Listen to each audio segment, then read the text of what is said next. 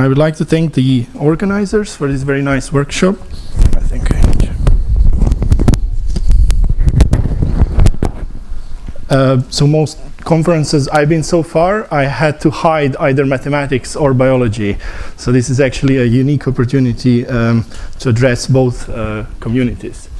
So I will start with a picture that you have seen probably many times during this workshop.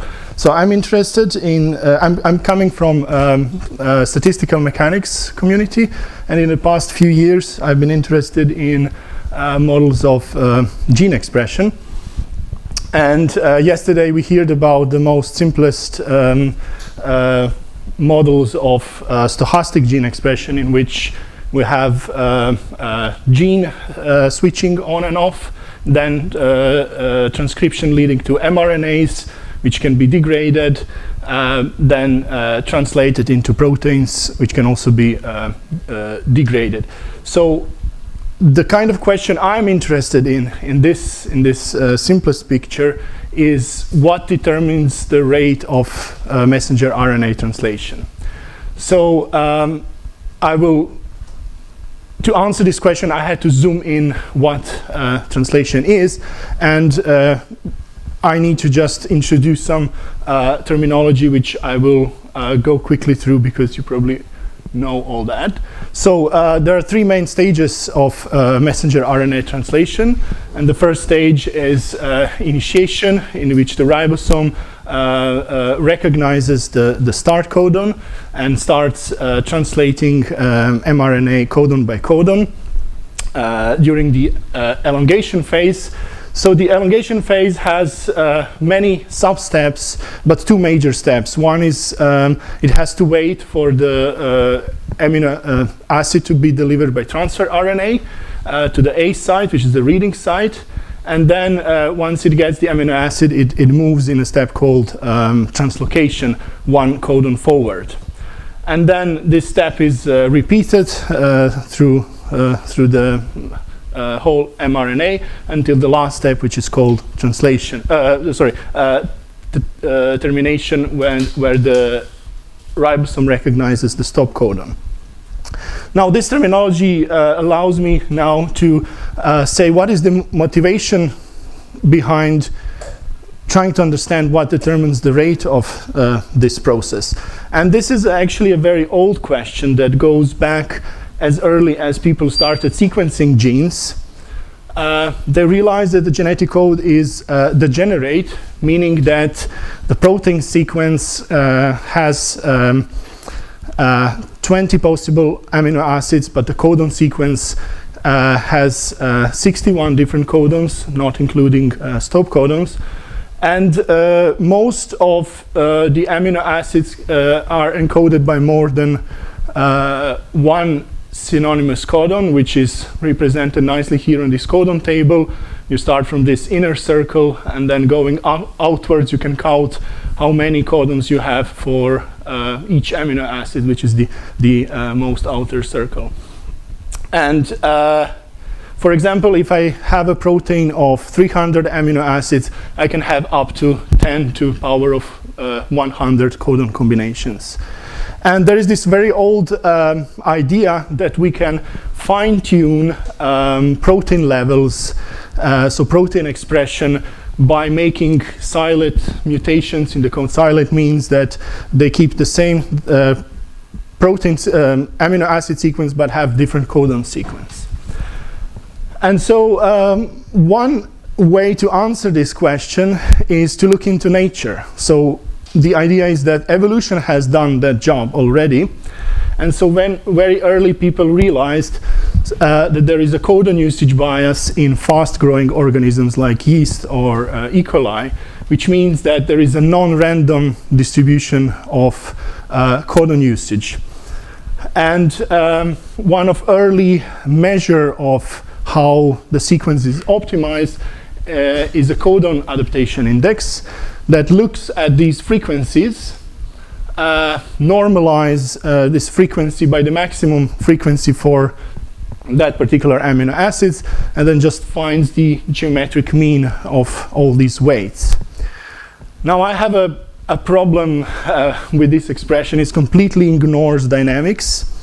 And we also we also heard a lot during this workshop how the initiation is rate limiting, and there is no initiation there.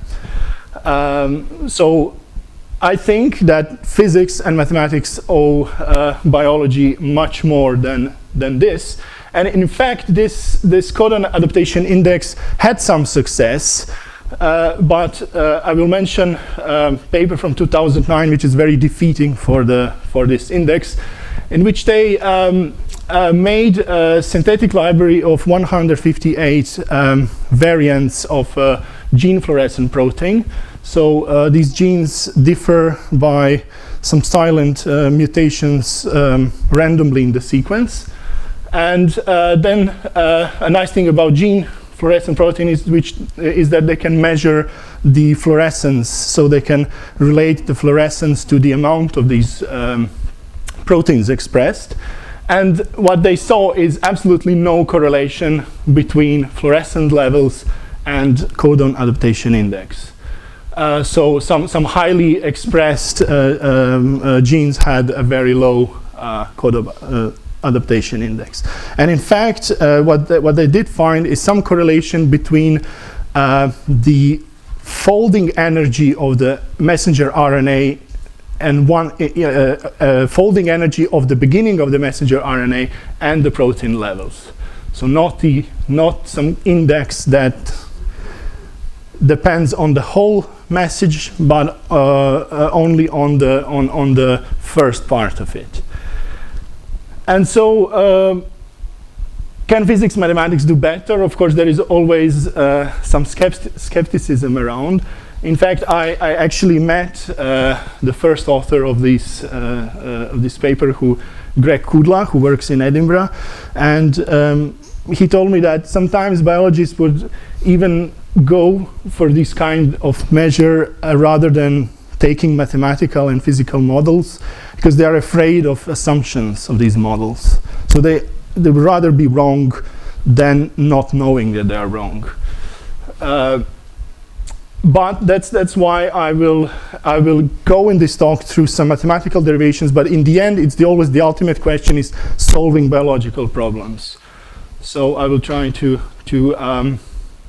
alleviate this skepticism. So the model that we heard about already is the datasets. That is the standard model of messenger RNA translation. I will use the notation in which the one with the index I means that there is a ribosome and its A site, the reading site, is at codon I, and 0 means that that particular site, that particular codon is not occupied by the A site, not any part of the ribosome, but the A site. So then these steps can be mathematically summarized as the initiation step with rate alpha. Then there is the elongation step with the rate omega I, so it's a codon specific. The small l is the size of the ribosome, which is roughly 10 codons. And then there is finally the termination step. And I made a short movie just to show how this roughly works. It's not, the animation doesn't respect stochastic dynamics. It's just a sequence of frames. And I introduced here a tiny moment where the collision happens. So this ribosome cannot move until this one has moved.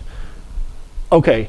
So I'll be interested in the steady state, and in particular in two quantities. One is the translation rate, which is related to which is equal to the ribosomal current, and that current is equal across in the steady state. It has to be equal across the whole chain, and also something which is called confusingly called translational efficiency, which is the ribosomal density. Now, the fact that we are asking these simple questions 50 years since the model is introduced means that the model is difficult. And why is it so difficult? basically because of two ingredients combined. So first it's a many-body problem. So this is a classic image from electron microscopy showing many ribosomes queuing on mRNA. And the second reason is that the elongation rates are codon specific. Now, mostly these days people assume they are codon specific because the waiting times for a ribosome to receive amino acids depend on concentrations of amino acids, so which can vary in cell. But there are many other reasons why the elongation rates depend on codons. One are secondary structures, and so on. If we mathematically remove collisions, then this is basically a random walk problem with site-dependent hopping rates. We can solve it. If we keep collisions, but we remove codon-specific elongation rate, we can also solve the model. So it's the combination of these two that is very difficult to solve. Now, what if I tell you that there is a formal solution to this problem? In fact, there is a formal solution to any ergodic continuous time Markov jump process, and I will guide you through it step by step. So ergodic means that in finite time the system can go from any configuration to any other configuration. And so the first step, okay. Then in the second step, we write the stationary master equation. So on the left-hand side, we don't have any derivatives. P of I is the probability that the system is in a state I. And this W are rates between different configurations. Then this is the tricky step. In the next step, we imagine this process as happening on a graph that consists of where vertices are the states of the system and edges are directed, because there is a transition from state I to state J, weighted by this transition rate. So here is the graph of the datasets with only two sites and particles of size 1. So there are in total 4 possible configurations: the empty lattice, the particle at site 1, particle at site 2, and 2 particles at site 1 and 2. And this is the corresponding graph of this process. Is that okay? Is that, no.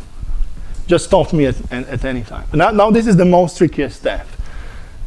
Now pick one configuration I and find all spanning trees rooted at that site I. Now what is this? What the heck is a spanning tree? So spanning tree is a graph that consists of all vertices, but contains a unique path from state I to any other state. There cannot be 2 paths going from I to any state J. So let's look at the spanning trees that are rooted at configuration 2.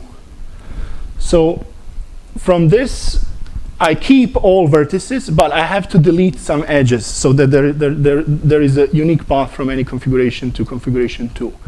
So in this case, there are 2 possible spanning trees. You see that I can get from any configuration 3, 4, and 1 to configuration 2 in only one way. So these are 2 possible spanning trees. Now in the next step, I compute for each spanning tree, I just multiply all the weights of all the edges. And then I get for this spanning trees, alpha times beta times beta. For that spanning trees, alpha times beta times alpha. And I get these weights. And then there is this beautiful theorem called matrix tree theorem, which tells me that the probability that a system is in a state I, steady state probability, is the sum of all these weights for all spanning trees rooted at I. And this is just a normalization. Now I will not go into the derivation of this problem, I'll just tell you that it has a rich history.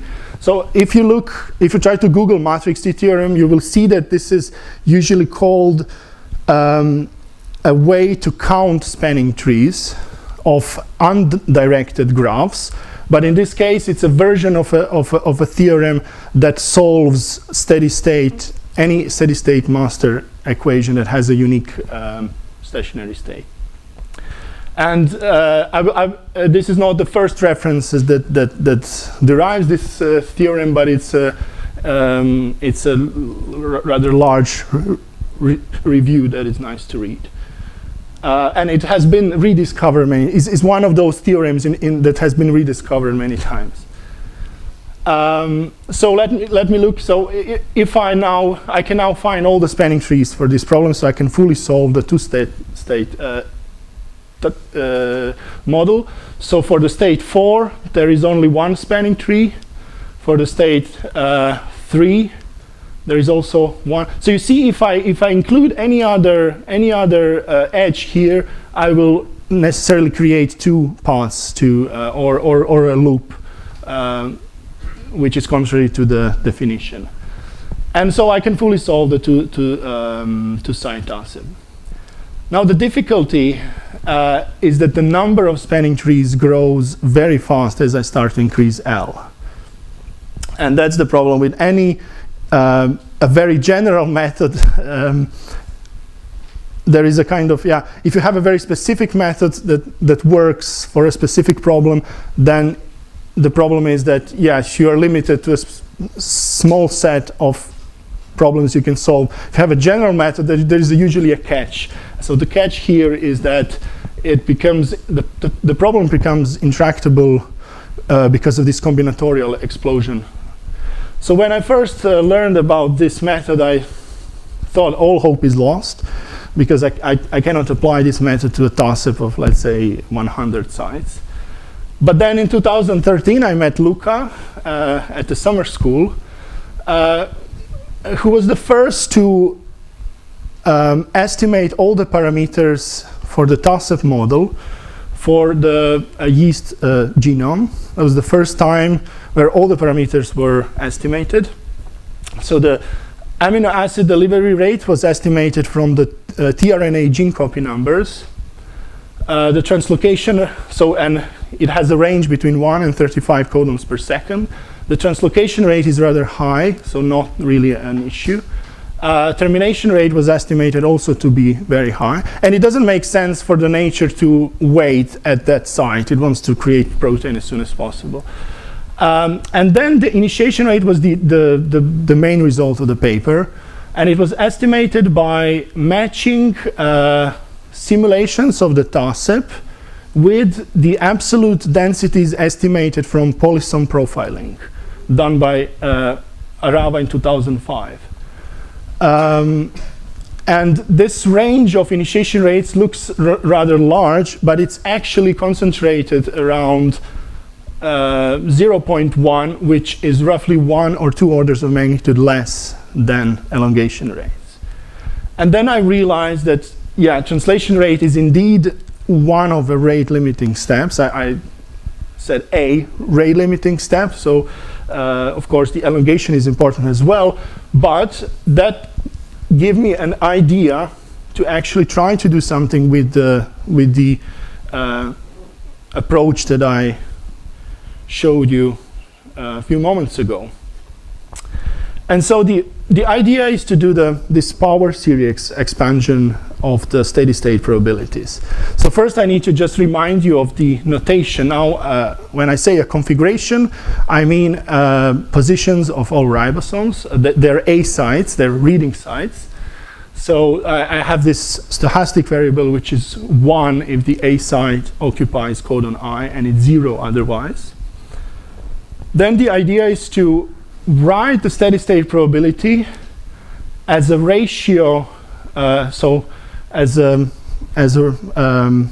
ratio of these two functions, where f is a polynomial in alpha. So I group, remember that I had, if I go back to that expression here, the weights of these spanning trees is just the products of hopping grades. So this expression here is a multivariate polynomial in all the hopping grades. So what I do here is I group all terms that have a power, that have a certain power in alpha. Then I insert this P, or actually F, because this normalization doesn't matter right now. I insert back into the master equation. Now in the master equation, I have the transition rate multiplying the probability. So whenever the transition rate is alpha, it will shift the index of this F. So I will turn the master equation into a set of recursive equations for these coefficients. And then the idea is to solve them for some small n. And finally, if I can find these coefficients f for small n, I can put them back in P, do a Taylor expansion around alpha equals 0 because the initiation rate is small, and find these coefficients of the Taylor expansion for few small n, n0, n1, n2. Now, how is that simpler than the original problem? Because now I have a kind of a master equation for every order of the Syriac expansion. And it actually is, thanks to the matrix tree theorem. So this is why I introduced this formal solution. And it's a very simple argument. So what this coefficient f is multiplied by a to the power alpha to the power of n is just the sum of all is sum over all spanning trees that have exactly n edges weighted by alpha. But what that means is my graph has exactly n times a particle enters the system on the first side. Now, by definition of a spanning tree, I must have a unique path from any configuration of that spanning tree to configuration C. And so I choose this C prime to be empty lattice. Now, if I start from an empty lattice of my graph, I must come to the configuration C in a unique way. Now, now imagine that my configuration C has 3 particles, and my order is 0. Okay, so I have 0 edges weighted by alpha. Now, can I really go from the empty lattice to that configuration having 3 particles? There is no way, because I must make exactly 3. So 3 times I must introduce a new particle to the system. So my only conclusion is that spanning tree does not exist. So I have a very important result that most of these coefficients are 0. So whenever they are not 0, only if the number of particles in a configuration C is less than the order of that coefficient. So actually, that is a huge simplification, because now take the 0 order, the only configuration for which this coefficient is not 0 is the empty lattice. So I immediately solve the 0 order in one line. Now, I cannot tell anything about this coefficient for the empty lattice, but that doesn't matter because this is non-normalized solution of the master equation. So when I normalize it, this will go away. So cancel with the normalization. Now let's look at the first order. For the first, so I only have to look at configurations which have 1 particles or 0 particles. But this is a 1 particle problem, so it's like a random walk in one direction with non-uniform hopping rates. So I can solve this. So this coefficient is non-zero only for a configuration in which there is only 1 particle at site I, and it has this simple form. And this is the coefficient I, again, don't know, but it doesn't matter. I won't go into details, but it will cancel. So, and it's 0 otherwise. And I can keep going. So for the second order, I only have to look for configurations with 2 particles, 1 particle, and 0 particle. Okay. So now I can use this solution for the 0 order and first order, and I can calculate the ribosomal current J. And what I get is that the 0 order gives the linear term in alpha. Now the linear term is because J is by definition initiation rate times the probability that the first L sites are empty. So the zero order gives me alpha, and then the first order gives me this term. Now the interesting part about this is that this quadratic term depends only on the elongation rate of the first 10 codons. And I believe if I take your expression and Taylor expand it around alpha equals 0, this is lambda naught, right? From your talk, exactly, yes. And then these are higher order terms. Now when I look at the ribosomal density, I see that the density depends on all elongation rates. This J equals alpha is what biologists sometimes take as a proxy for translation rate. But this is actually the second order term, gives a coupling between initiation and elongation. And so if I now take these expressions, take these predictions, and compare them to Monte Carlo simulations, so no real data yet, but I'm taking parameters that Luca estimated for the yeast. Then this is the percentage error I get for the current, for the mRNA translation rate between Sirius expansion and Monte Carlo simulations. So what I see is that if I take this zero order, so it means that the translation rate is just alpha, I can explain only 10% of all genes. But if I take the quadratic term, that percentage jump to 80%. So I can explain 80% of the values from simulations with just using this quadratic polynomial for J.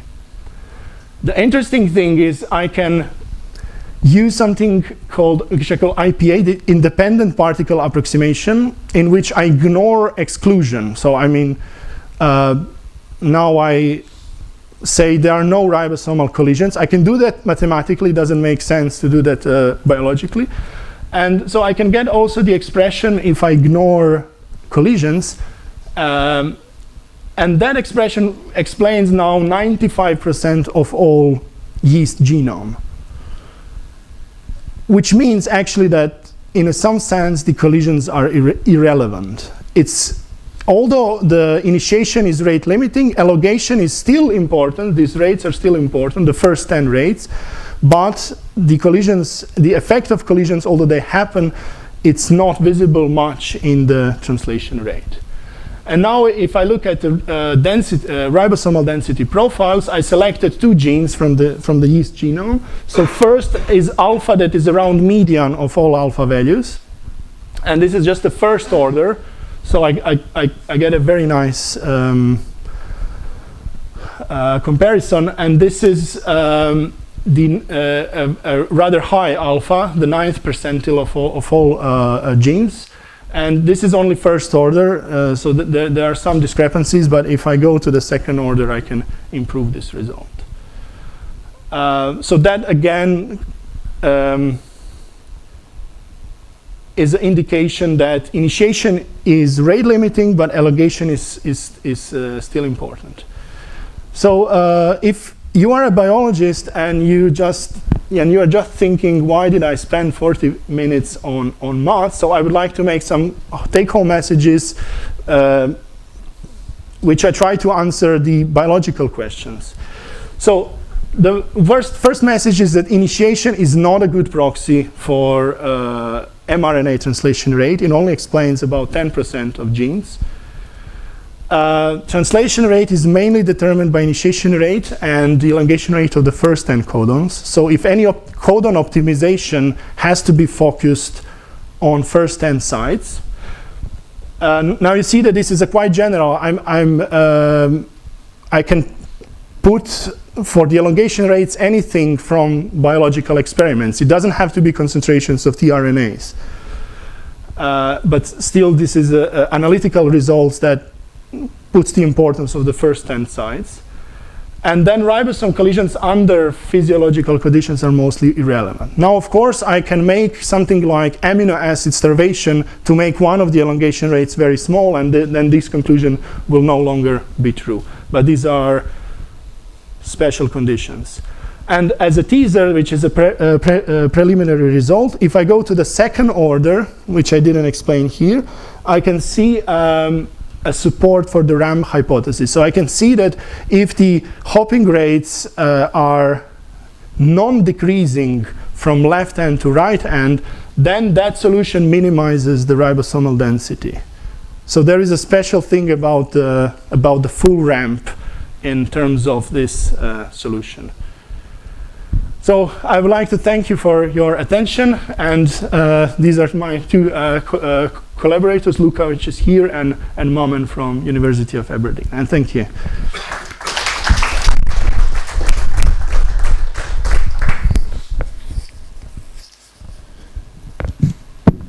Thanks a lot, Uri. Are there any questions or comments? Yeah, I'm just wondering where the 10 appeared. You said that you only get contributions from the first 10. 10 is the size of the ribosome in terms of codons. So it's like an L TASEP or a 10 TASEP you're using? Yeah. Right, okay. Anybody else? Then I have a quick question. So for the power series expansion that you do, you did in alpha, right? Yes. But I assume you could equally well do this in beta and still do everything the same. Yes. Could you do it, because in our approach we saw the effect of the minimum elongation rate playing a big role, right? Could you do something, do you see, because this is a very local, I guess, a local theory in some sense, do you see any effect of the minimum elongation rate playing a role in either the current or the densities? And if not yet, do you think you could expand around the minimum elongation rate as a power series, not in alpha, but around the minimum elongation rate? And could you see anything there? So as long as initiation rate is smaller than any of the elongation rates, I don't see any effect of minimum elongation rate. In the second order, I do see the importance of tandems of slow sites, but it's like a higher order effect. Now, if the elongation rate suddenly becomes lower than the initiation rate, then this is not the right picture. One then needs to expand around the smallest elongation rate. Is that possible, or do you run? That is possible, but it's a bit problematic because the zero order, it's not the empty lattice anymore. It's a full queue behind the slowest elongation rate. The first order is then one particle excitation of that state, so one ribosome further away from on the right of the slowest elongation rate. And it's a bit trickier, yes. For the yeast, of 6,000 genes, we find only 10 of them that have initiation rate larger than the smallest elongation rate. So in that case, this theory does not apply. But it's a tiny fraction. That's the main message. Yeah. Anything else? All right, then thank you, Rai, again.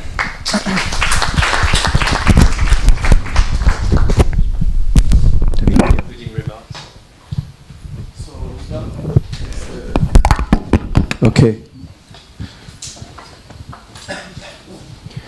Okay, so we are going to finish now this 5th week of conferences. First, let's thank all the speakers again for all the week. Thank you again.